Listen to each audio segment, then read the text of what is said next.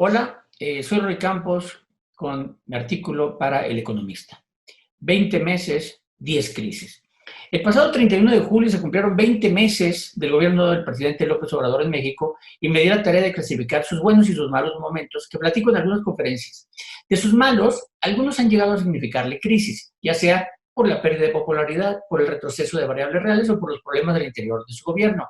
Estas son, en mi opinión, las 10 principales crisis que ha enfrentado sus primeros 20 meses. La primera, que además fue la primera temporalmente, el desabasto de gasolina. A finales de 2018, antes de cumplir el mes, declara la guerra al huachicoleo y el país durante casi un mes, sufre un desabasto de combustible en más de la mitad del territorio. Y en medio de esa crisis, la explosión de un ducto en Hidalgo provoca muertos que aún se recuerdan con tristeza. Segunda crisis, el desabasto en hospitales. Esto no es un tema de 2020 con el coronavirus o con el INSABI. Ya en el año 2019, el sistema de salud mostró las debilidades, edificios sin terminar, mal equipados, y además se generó un desabasto de medicamentos, ¿no? Con la centralización de compras. El fracaso del arranque del INSABI era previsible. 3. Las caravanas migrantes. Desde finales de 2018, antes de tomar posesión López Obrador en el sexenio anterior, se inició un movimiento migratorio que organizaba a centroamericanos y de otros países para atravesar con mayor seguridad México. Esto generó oleadas de ciudadanos llegando a la frontera esperando pasar a Estados Unidos y la reacción de Donald Trump amenazando con poner aranceles crecientes a los productos mexicanos.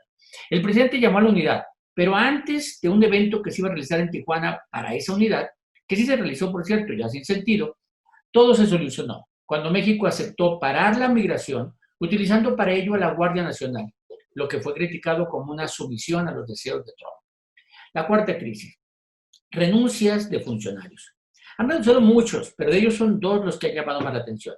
El caso de Germán Martínez al Seguro Social, acusando de que no se estaban haciendo las cosas bien, y de Ursúa Hacienda, con una carta muy fuerte acusando de conflicto de intereses, decisiones sin sustento y funcionarios sin capacidad. Esta crisis no creció por la reacción rápida del presidente de nombrar a un secretario de Hacienda nuevo, Herrera, con alta credibilidad. 5. Las bajas en la calificación de la deuda.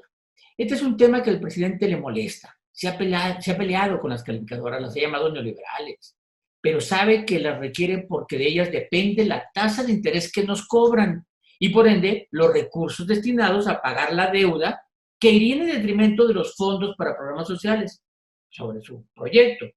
Cada vez que hay un descenso de la calificación de la deuda de Pemex o de CFE, al presidente se le ve molesto. Esta crisis, por cierto, no se ha solucionado. Es una crisis en proceso y que pues, hay posibilidades de que nos degraden todavía más, ¿no? Entonces, es una crisis que ahí está vigente. El caso de Ovidio Guzmán. Este tema lo va a perseguir incluso cuando deje el poder.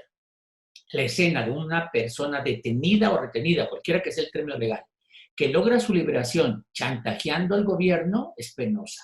Y no por la decisión en sí, que coincido fue la mejor en ese momento, sino por haber llegado a ese momento precisamente. Evidenció falta de planeación, desconocimiento del terreno, subestimaron al adversario, etc. Una crisis pasada, pero que lo seguirá. Padres de niños con cáncer.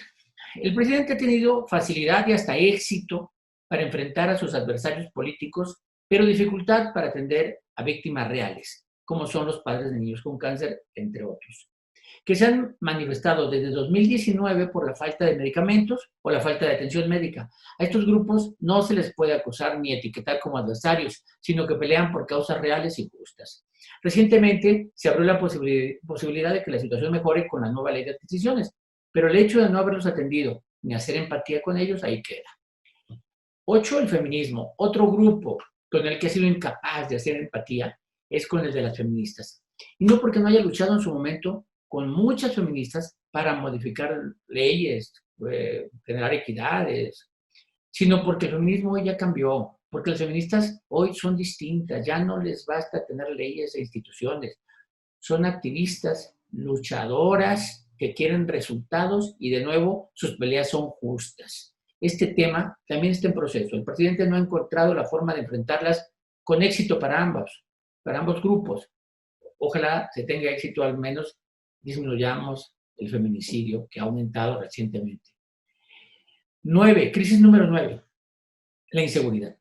No podemos ubicar en un momento esta crisis. Simplemente, todo su gobierno ha estado pintado de cifras negativas.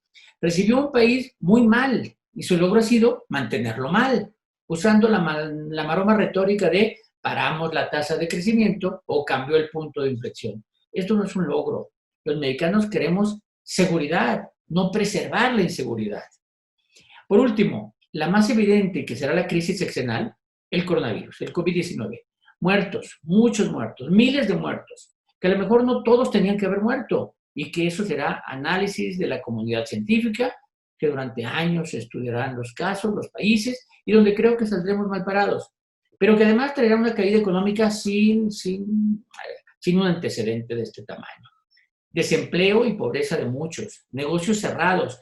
Y aunque sea cierto que la caída más fuerte ya pasó, eso sí puede haber cierto, que sea el segundo trimestre de 2020, lo que sigue serán caídas menores o lenta recuperación, que dificultará la gestión de gobierno porque tendrá menores ingresos y más gastos. Muchas crisis le quedan fuera. Pleitos, declaraciones, recortes, cada uno de ustedes podrá acordarse de una o podrá decir, esta hubieras puesto en lugar de otra, pero al clasificar solamente 10, para mí estas son las principales de los primeros 20 meses del gobierno de López Obrador. Muchas gracias.